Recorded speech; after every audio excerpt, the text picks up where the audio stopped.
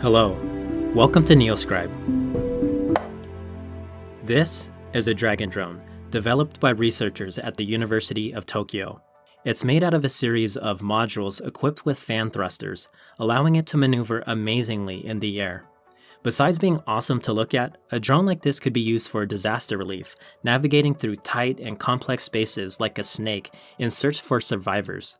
But the Dragon drone isn't that useful at the moment, as it can only fly for 3 minutes before its batteries run out of charge. Even Boston Dynamics Spot Mini, set to be sold commercially, has a battery life of 90 minutes that leaves something to be desired. There are many technological advancements being developed that have the potential to make the future fantastic, but they will remain in the lab if battery technology does not advance right along with them. Ever since Sony released the first commercial lithium-ion battery in 1991, the technology has been great, powering our mobile computers, cordless power tools, and electric vehicles. But we will need even better battery technology in order to power the innovations of the future.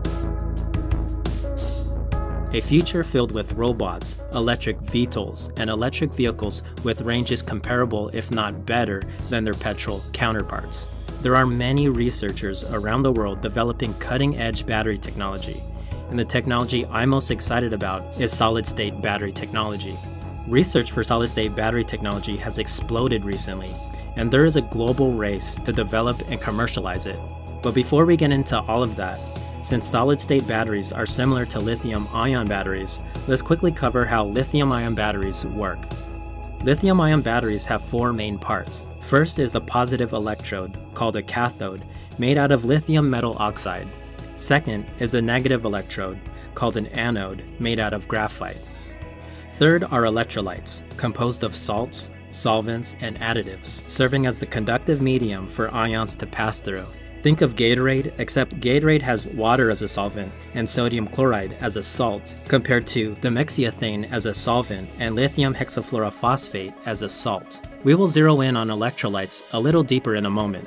Okay, back to the battery. The 4th main part is the separator, which prevents a short circuit. So, when a battery is charging, lithium ions are released from the cathode, pass through the separator to the anode, where they are stored until the battery is charged. And as the battery is being discharged, the lithium ions are released from the anode and flow back to the cathode. And during both charge and discharge phases, electrons pass through the electrical circuit, powering the device or charging the battery. But the key part we're going to focus on are the electrolytes. The electrolytes in lithium-ion batteries are either in liquid form or polymer form, which has the consistency of gel. But as you might have guessed by now, electrolytes in solid-state batteries are solid. And this is the technology that many companies are investing large amounts of money to develop. There has been a variety of materials researched for solid electrolytes, such as ceramics, lithium sulfide, and even glass. But the key thing is they're solid. Solid-state battery technology has the potential to outperform lithium-ion battery technology in every way. First, solid-state batteries will be safer. You see, liquid electrolytes in lithium-ion batteries are flammable, and the batteries create a lot of heat. And in some extreme cases, the batteries can smolder or catch fire, like this. Or like this. There are various reasons for these cases, one being the effects of dendrites.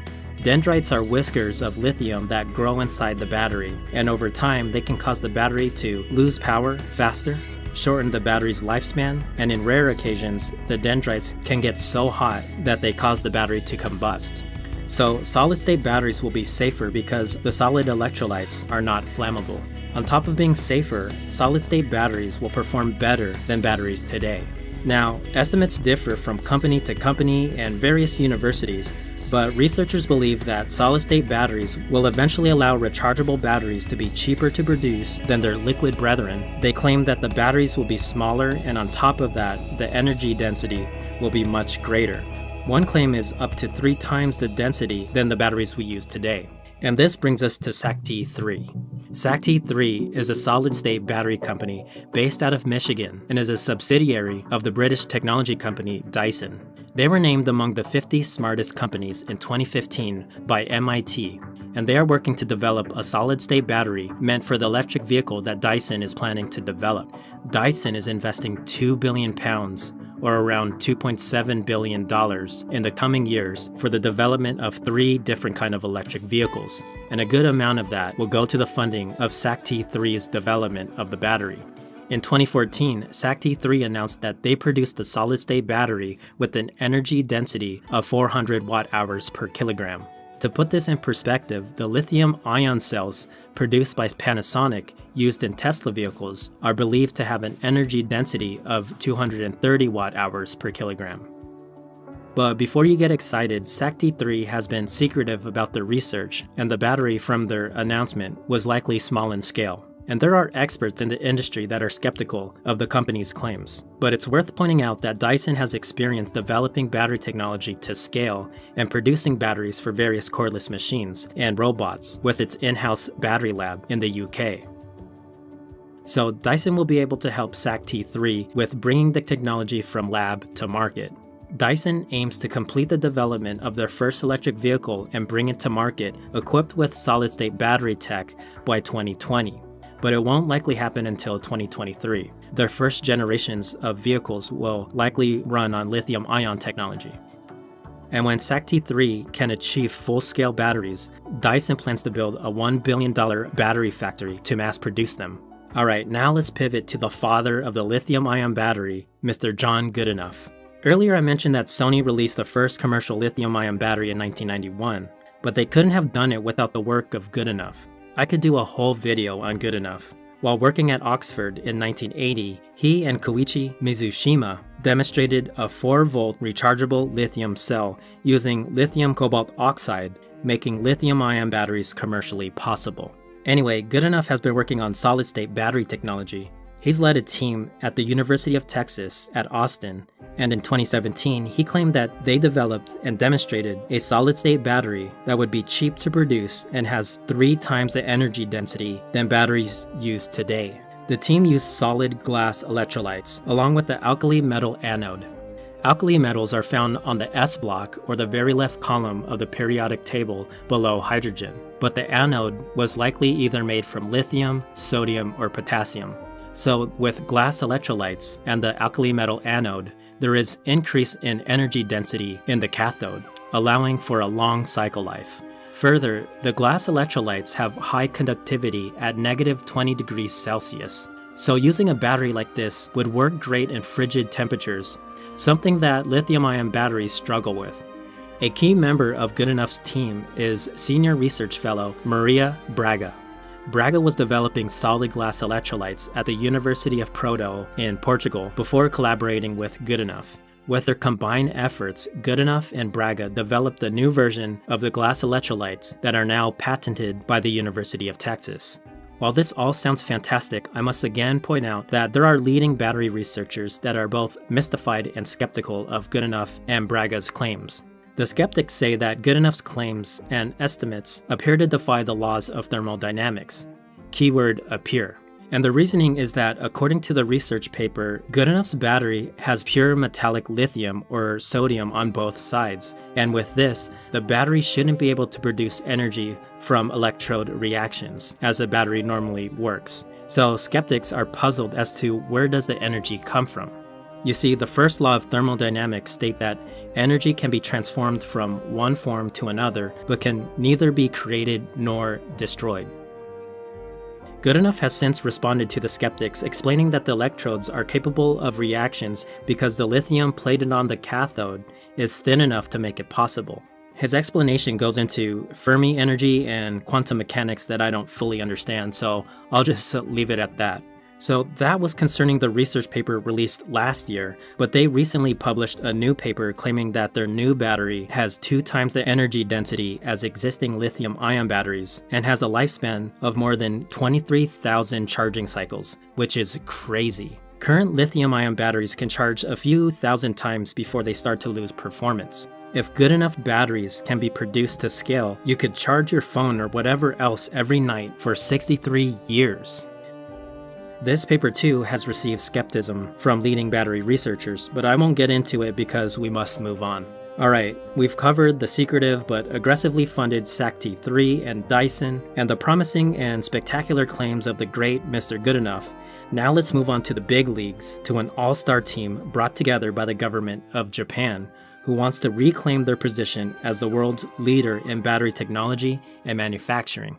You see, in the past 5 years, Japan's battery manufacturers' global market dropped to 41%, down from 70% in 2013. The All-Star team consists of Toyota, Honda, Nissan, and Panasonic under the name of the Consortium for Lithium-Ion Battery Technology and Evaluation Center, or LIBTEC.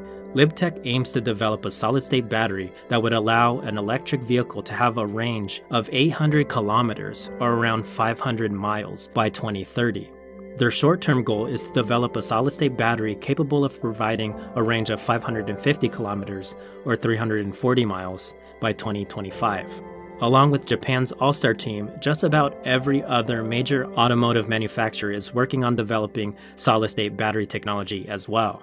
BMW is confident they will win the race to develop solid-state tech. They've recently built a battery research center, and they also teamed up with Solid Power, a leading developer of solid-state batteries based out of Colorado. With their partnership with Solid Power, along with their own research efforts, BMW believes they're on the cusp of breakthroughs that will give them an edge. Volkswagen has invested $100 million in QuantumScape, a Stanford spin-off, who they've been working with since 2012 on solid-state battery tech. They aim to complete development of a solid-state battery by 2025. The list of companies developing this technology goes on and includes Samsung, Bosch, GM, Fisker, Mercedes, and many more. With so many companies, resources, and brilliant researchers working towards solid-state battery technology around the world, it's not a matter of if it will happen, but a matter of when.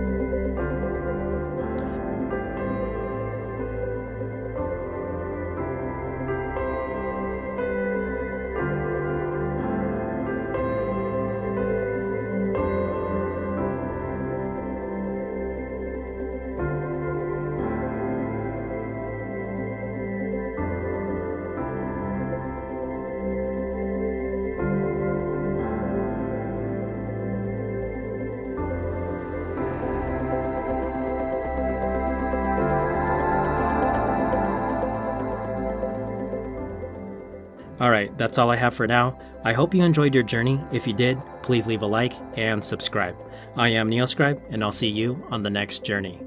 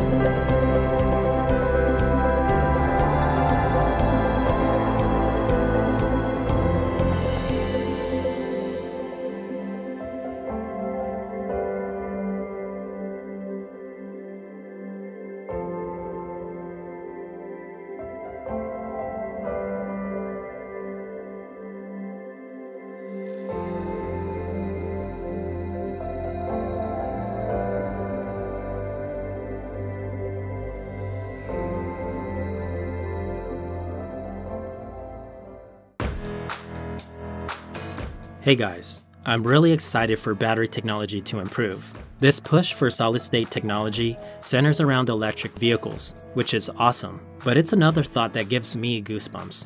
When John Goodenough pioneered the lithium-ion battery in 1980, mobile computing devices like smartphones weren't even on the horizon. So, battery technology like solid-state being developed today will likely power spectacular inventions that haven't even been imagined yet. Alright, my channel hit the 1-year mark on July 2nd, and this has been such an awesome year. I feel I've grown so much as a creator, and I plan to continue to grow and harness my skills further and further, and I hope you stick around for it. And now I'd like to thank Doug Huhulen, Danielle Lundberg, and Andreas Ramsley for pledging their support on Patreon. You guys are so awesome. And if you connect with my content and want to support this channel, there's a link to my Patreon page in the description. You can pledge as little as $1 a month. Every bit helps. Thank you all so much, and I'll see you next time.